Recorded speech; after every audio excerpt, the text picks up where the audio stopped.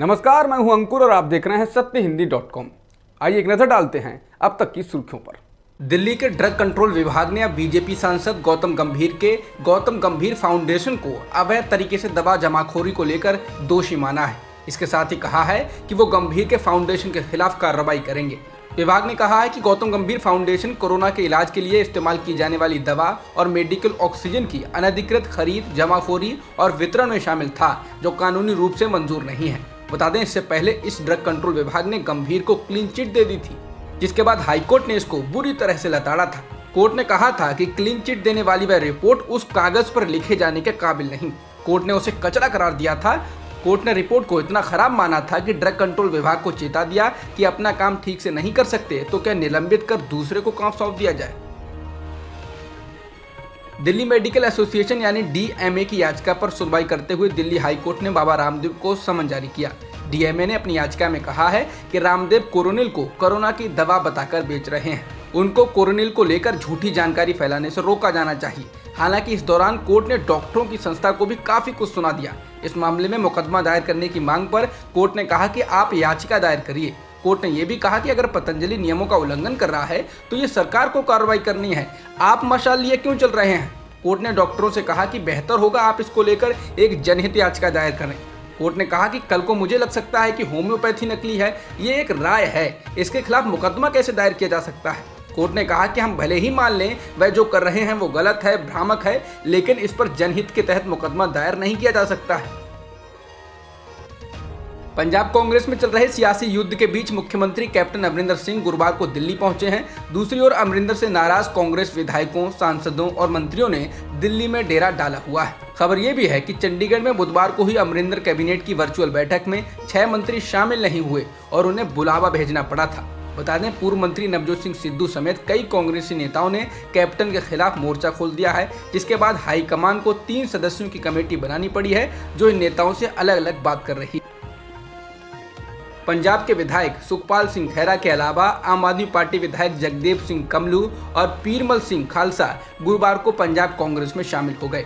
मुख्यमंत्री कैप्टन अमरिंदर सिंह ने उनका स्वागत किया है। बता दें, ये नेता ऐसे समय में कांग्रेस में आए हैं जब पंजाब कांग्रेस अपने खुद के विधायकों के साथ आपसी कलह में उलझी हुई है। पंजाब कांग्रेस के कुछ नेताओं ने सीएम अमरिंदर सिंह के खिलाफ मोर्चा खोला हुआ है। अमरिंदर सिंह ने दिल्ली जाने से पहले इनको पार्टी में शामिल कराया।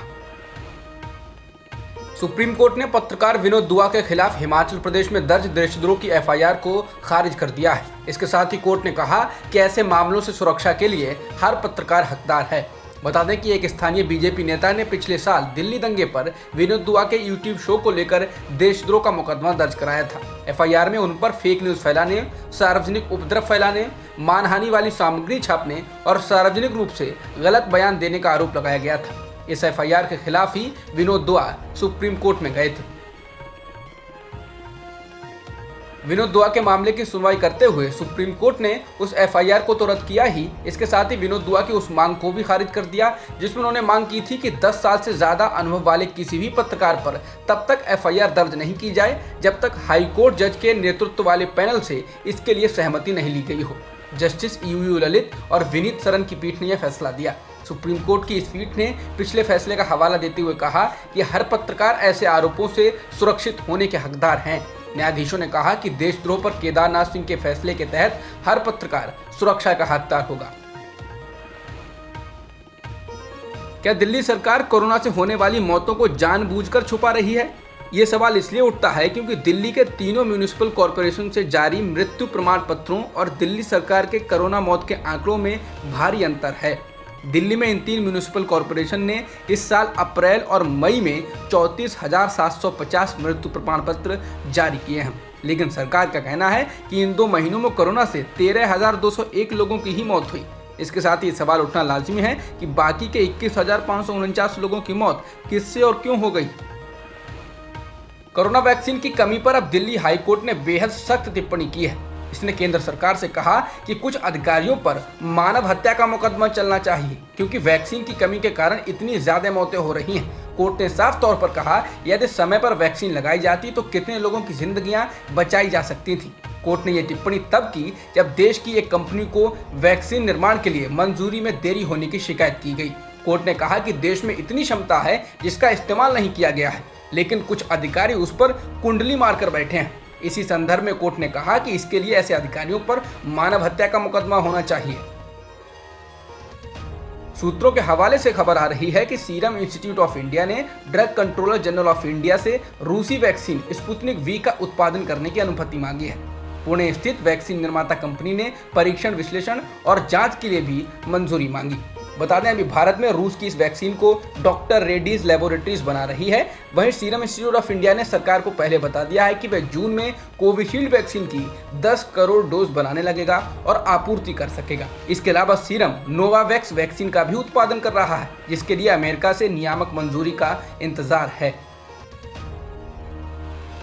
फाइजर और मॉडर्ना जैसी विदेशी कंपनियों के बाद भारत की वैक्सीन बनाने वाली company serum institute of India ने भी कानूनी कार्रवाई से क्षतिपूर्ति यानी कानूनी कार्रवाई से सुरक्षा की मांग की।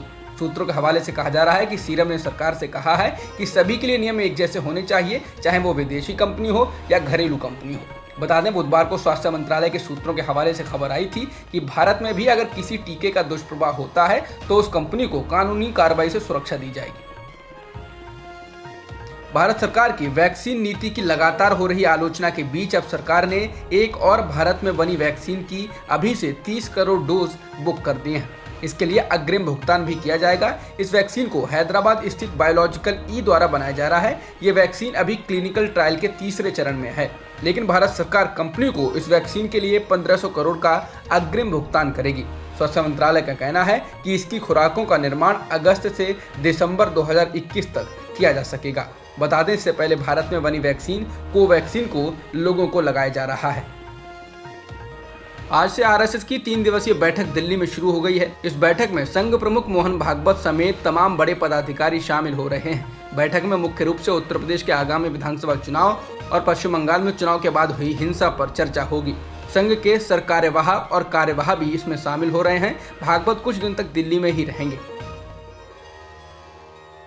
सीबीएसई बोर्ड की 12वीं की परीक्षाओं को रद्द होने के बाद अब एक के बाद एक राज्य बोर्ड भी इन परीक्षाओं को रद्द कर रहे हैं। गुजरात, मध्य प्रदेश, उत्तराखंड के बाद यूपी बोर्ड ने भी 12वीं की परीक्षाओं को न कराने का फैसला किया है, यानी परीक्षाएं रद्द कर दी हैं।